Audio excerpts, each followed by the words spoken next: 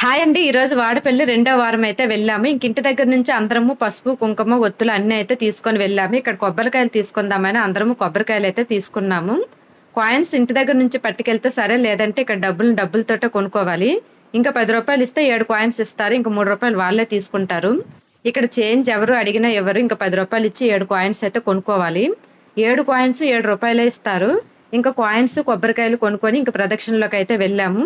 ప్రతి వారము నేను ప్రదక్షిణ చేసేటప్పుడు ఒక్కొక్క ప్రదక్షిణకు ఒక్కొక్క కాయిన్ అయితే ఉండీలో వేసేవాళ్ళము. ఇంక ఈసారి అయితే పువ్వులు వేద్దామనేసి 7 ప్రదక్షిణకి 7 పువ్వులు అయితే పెట్టేసి ఆ కాయిన్స్ అయితే లోపల వేసేసాము. ఈరోజు జనాలు చాలా ఎక్కువగానే ఉన్నారు. ఇంకా ప్రదక్షిణలు అయిపోయిన తర్వాత ఇక్కడ పిండితో అయితే దీపాలు అందరము 7 దీపాలు అయితే పెట్టేసి పూజ అయితే చేసుకున్నాము. ఇంకా పూజ అయిపోయిన తర్వాత దర్శనం లైన్లోకి వెళ్ళాము. అక్కడ చాలా జనాలు ఉన్నారు, కానీ దర్శనం అయితే 30 గంటలు అయిపోయింది. ఈరోజు అంతా మాకు వేగంగానే అయిపోయింది. లోపల దేవుడి దర్శనం కూడా చాలా బాగా అయింది. ఇంకా అంతకుముందు నేను గంధపు చెక్కతో వెంకటేశ్వర స్వామి ఉంటారని చెప్పాను కదా, చెక్కతో అయితే ఉంటారు, కానీ ఎర్రచందన స్వరూపుడు అయితే ఉంటారు. భూదేవి, శ్రీదేవితో ఉంటారు. మధ్యలో వెంకటేశ్వర స్వామి అయితే ఉంటారు. ఇక్కడ దర్శనం అయిపోయిన తర్వాత విమాన వెంకటేశ్వర స్వామి అలాగే గంట స్తంభంకి ఇలా దండం పెట్టుకొని బయటకైతే వచ్చేసాము. లోపల అయితే ఇలా వెంకటేశ్వర స్వామి ఉంటారు. భూదేవి, శ్రీదేవి, మధ్యలో వెంకటేశ్వర స్వామి. ఇంకా దర్శనం కూడా మాకు 11:30 కల్లా అయిపోయింది. ఇంకా భోజనం కూడా 11:30కే చేసాము.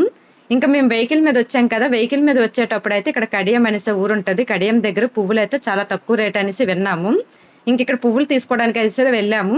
వాడపల్లికి ఇక్కడికైతే కేజీకి 40-50 రూపాయలు తేడా ఉంది. ఇక్కడ కేజీల లెక్క అమ్ముతారు, పావు కేజీలు అయితే అమ్మరంట. ఇంకా మా వాళ్ళందరూ అర కేజీలు, కేజీలు అయితే తీసుకున్నారు. పువ్వులు కూడా చాలా బాగున్నాయి.